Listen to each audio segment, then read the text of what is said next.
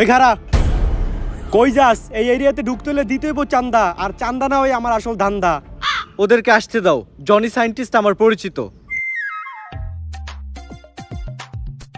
Agent পরিচিত হও, Facebook content creator. কিছুদিন আগে আমি ওদের কয়েকজনকে জম্বির হাত থেকে বাঁচাইছি। ফেসবুকে কন্টেন্ট বানাইতেন আপনি? কি কন্টেন্ট বানাইতেন একটু দেখান তো। অনুপ্রেরণার আরেক নাম শর্টস অফ লেউটার ভাই। ভাইয়ের লেউটা চাটা ছাড়া আমার আর কোনো যোগ্যতা নাই। ছোট লেউটা বড় লেউটা তাতে কোনো সমস্যা নাই। যদি ভাইয়ের লেউটা চাইটা মাসে লাখ টাকা কামানো যায়, যদিও কন্টেন্টের নামে ভাই আমার লের বানায়, কিন্তু কি আর করার, বাংলাদেশের মানুষ তো এগুলাই খায়। কেমন ছিল কন্টেন্টটা? কন্টেন্ট? এ থেকে কন্টেন্ট কই? তাইলে আমি এতক্ষণ কি বললাম? এইটা আবার কেমন কন্টেন্ট? এইটাই লেউটার কন্টেন্ট। এই লেউটার কন্টেন্ট মানে কি কোনো ইনকাম টিনকাম হয়? এই লেউটার কন্টেন্ট বানায়া আমার এক মাসের ইনকাম 40 লাখ টাকা। ভাই কোনো মতে কি আমার এই লেউটার কন্টেন্ট বানানো শেখানো যায় না? শোনো, তুমি যদি আমার কাছ থেকে এই লেউটার কন্টেন্ট বানানো শিখতে চাও, তাহলে প্রতিদিন তোমার আমাকে 10,000 টাকা করে পেমেন্ট করতে হবে। কারণ আমি তোমার কাছে আমার টাইম বিক্রি করতেছি। It's call value of time. আসলে আমি একজন এজেন্ট, তো দিনের বেলা ব্যস্ত থাকি। কোনো মতে কি আমার কাছে রাইতের সময়টা বিক্রি করা যায় না?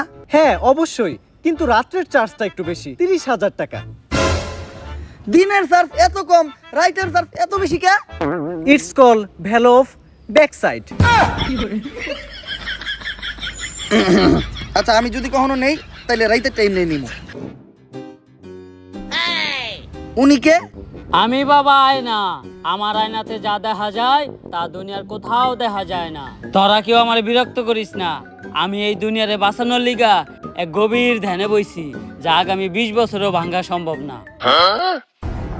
ওই সবাই তাড়াতাড়ি এই জায়গা থেকে বাইরা, এক জাক জম্বি আমাগো দিকে আইতেছে।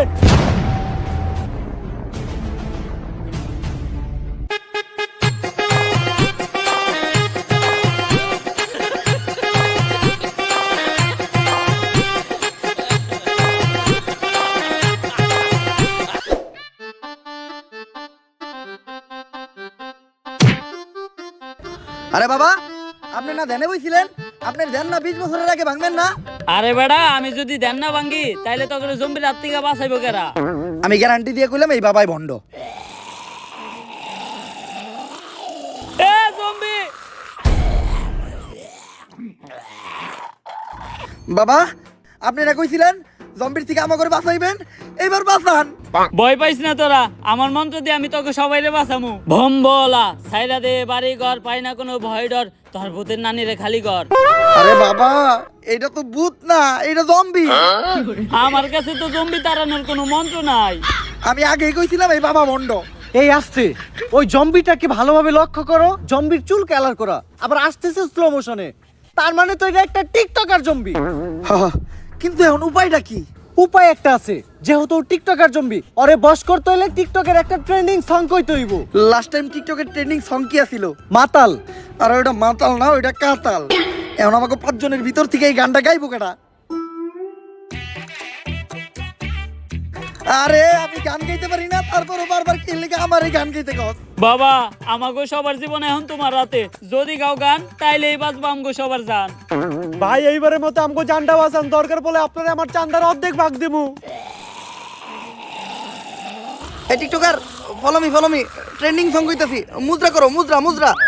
ও জম্বি তেরি আখ কাতাল তেরা নাক কাতাল, যেমনে নাস্তাছস পুরা উথাল পাথাল, আঙ্গরে না খাইয়া গুইরা বাইতে জায়গা, বাইতে যাইয়া দেখবি তোর নানি বেতাল। ও জম্বি তুই পুরাই কাতাল, তুই পুরাই কাতাল, যেমনে নাস্তাছস তোর নাইতাল বেতাল, আঙ্গরে না খাইয়া গুইরা বাইতে জায়গা, বাইতে যাইয়া দেখবি তোর নানি মাতাল। ও জম্বি তোর নানি মাতাল, তোর নানি মাতাল। গেছে রে। এজেন্ট আমি বুঝলাম না, আপনি সব গানে শুধু নানিরে টানেন কেন? ছোটবেলায় আমার বাবা মা মারা গেছে, তারপর আমার নানি আমারে পালছে। তাই নানি হইলো আমার জন্য আবেগ, নানি হইলো ভালোবাসার আরেক নাম। এই জন্য সব জায়গায় দিতে চাই আমি আমার নানির দাম। এইভাবে চলতে থাকলে আমরা বেশি দিন আর জম্বির থেকে সার্ভাইভ করতে পারবো না। তাই তোমার ঘরে আমার ট্রেনিং দিয়া জম্বির সাথে লড়াই করার মতো অবস্থানে নিয়ে যাইতে হইব। চলো।